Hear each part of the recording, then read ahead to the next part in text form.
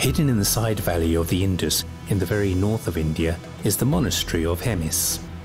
On the 10th day of the 5th month in the Tibetan calendar, the Tsetchu festival is celebrated here in honor of Padmasambhava. Here is also Guru Rinpoche, the esteemed teacher. For the festivities, his picture is hung on the facade of the monastery, because it was he who spread the teachings of Buddha in Ladakh and Western Tibet in the 8th century.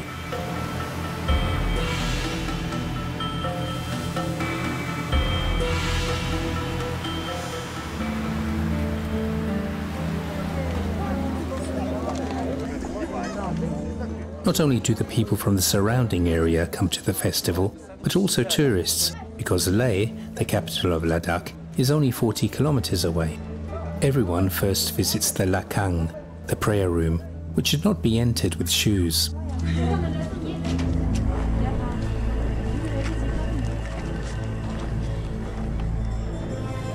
Among the many statues, Padmasambhava is easy to recognize, because only he has a beard.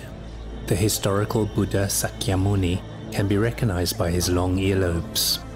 Before the dances begin, a puja is celebrated, during which the monks read texts from the holy books that are kept on these shelves.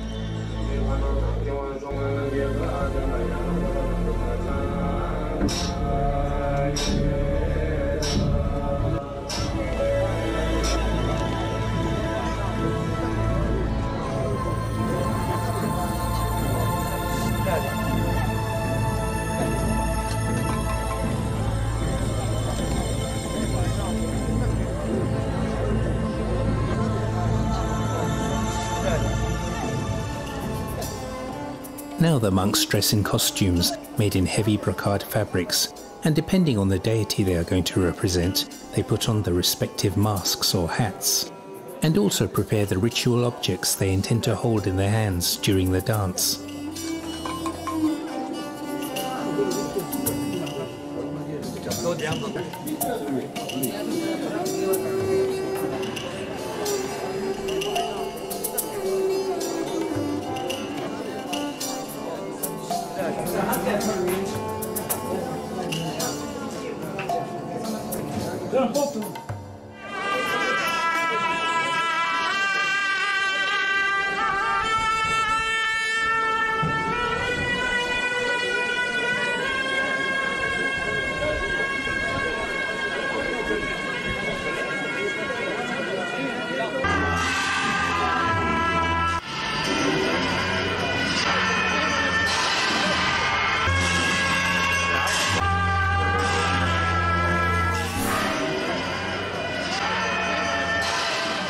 Everyone here seems to feel privileged to be able to run around wherever they want, as if they had special permission from the abbot of the monastery himself.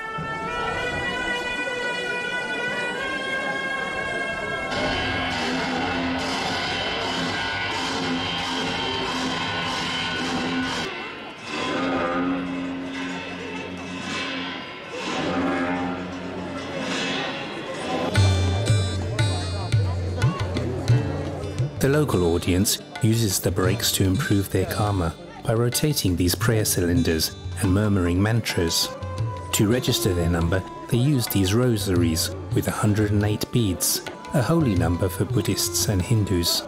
Inside these cylinders are strips of paper printed with mantras and prayers, and only when you turn them clockwise do they spread their positive energy.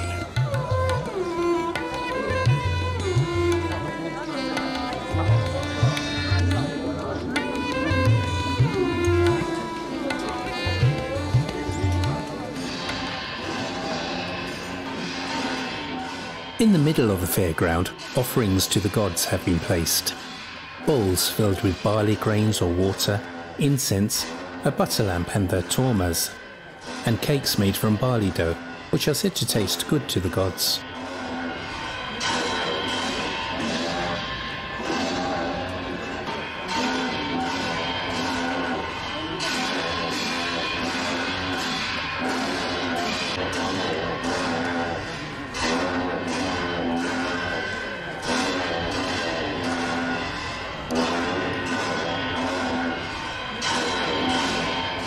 These masked dances have a long tradition in Tibet, and here too.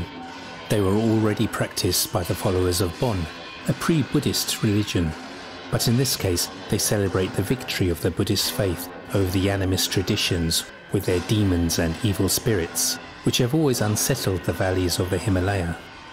It will take a profound knowledge of God's world of Tantric Buddhism to identify all the masks here, because the roles of the individual dancers can only be recognized through their iconographic details.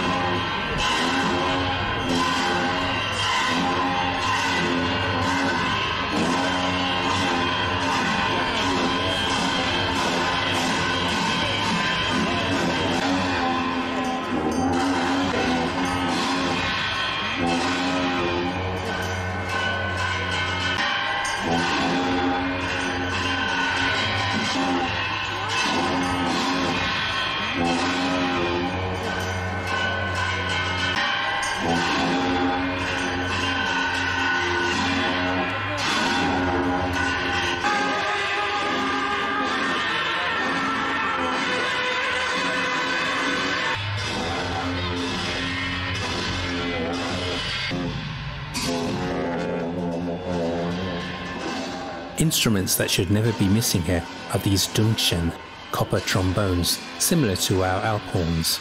Blowing them for 2 days almost without interruption even leaves the monks breathless. And they are used to the high altitudes here.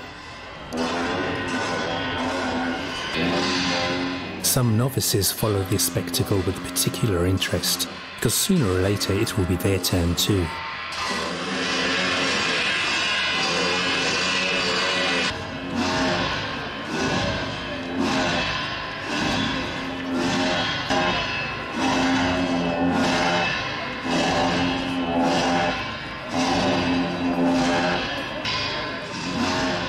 Hemis is one of the richest monasteries in Ladakh, because it owns the land in many villages, and the farmers who lease these fields have to give a quarter of their harvests to the monastery as interest, so that it can raise the funds it needs to organize such a festival.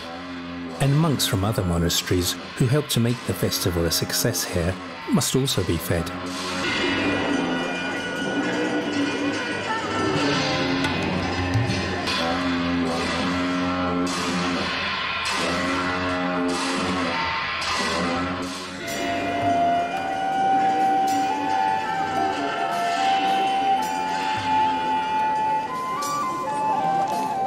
Some Shanag, black hat dancers, are served a drink from precious silver cans called punchuma. The dancers do not drink it, but sacrifice it to the gods by pouring it on the floor.